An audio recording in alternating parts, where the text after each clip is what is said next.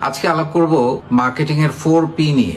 একজন উদ্যোক্তা হিসাবে আমি মনে করি মার্কেটিং এর বেসিক থিওরিটা প্রত্যেকটা উদ্যোক্তা জানা উচিত। আপনি যে পণ্য বা সেবাটা বাজারে নিয়ে এসেছেন সেটার মার্কেটিং প্ল্যানটা কিভাবে করবেন সেটা নির্ভর করবে এই 4P এর উপর। 4P কি জিনিস? প্রথমত হচ্ছে product, price, place, promotion. Product মানে তো আমরা জানি পণ্য বা সেবা, প্রাইস মানে তার মূল্য, প্লেস মানে স্থান, আর প্রমোশন মানে প্রচার, আমরা সবাই জানি।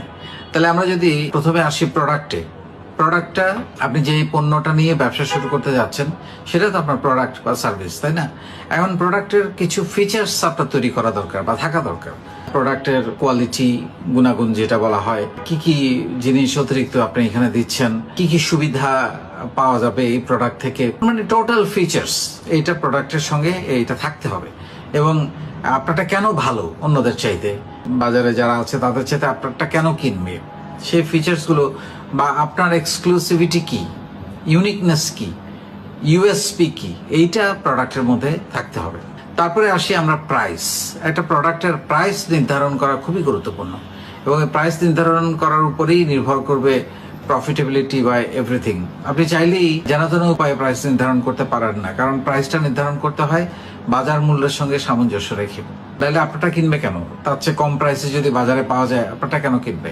সেই ক্ষেত্রে যেটা একটা শব্দ বলা হয় কিনতে লাভ করতে হয়, মানে আপনি সোর্সিং বা এটা প্রোডাকশন তৈরি করতে আপনাকে খরচ কমাতে হবে এবং সঠিক মানের পণ্য বানাতে হবে, যাতে করে আপনি বাজারে যে প্রাইস কম্পিটিশন সেখানে আপনি পিছিয়ে না পড়েন। কারণ এটা খুবই গুরুত্বপূর্ণ। আপনি প্রোডাক্টটা ভালো কিন্তু প্রাইসটা অনেক বেশি, বা বাজারের একই কোয়ালিটির, একই ক্যাটাগরির, একই মানদণ্ডের পণ্যের তুলনায় আপনার মান একই কিন্তু আপনার প্রাইস বেশি, আপনি বাজারে টিকবেন না। সেই জন্য এই প্রাইসটা নির্ধারণ করা খুবই গুরুত্বপূর্ণ এবং সেখানে সকল জিনিস যুক্ত করা, পণ্যের কাঁচামাল থেকে শুরু করে সেটার ক্যারিং কস্ট, তারপর আপনার গোডাউনের খরচ, ঘর ভাড়া, ইলেকট্রিসিটি বিল, স্টাফদের বেতন, সব কিছু ওভারহেড যোগ করে আপনি প্রোডাক্টের প্রাইসটা ঠিক মতো করেছেন কিনা এবং প্লাস মার্কআপ লাভ রেখে এইটা আপনাকে চিন্তা করতে হবে। নাহলে কিন্তু আপনি প্রোডাক্ট বেচবেন, দেখবেন যে মাস শেষে লস, যদি আপনি প্রাইসিংটা ঠিক মতো না করেন এবং বাজার মূল্যের সঙ্গে আপনার প্রাইসিং সামঞ্জস্য না থাকে। তার মানে আপনি জানেন বাজারে প্রাইস এটা, তার মানে আপনি ব্যাক ক্যালকুলেশন করে আপনাকে ঠিক করতে হবে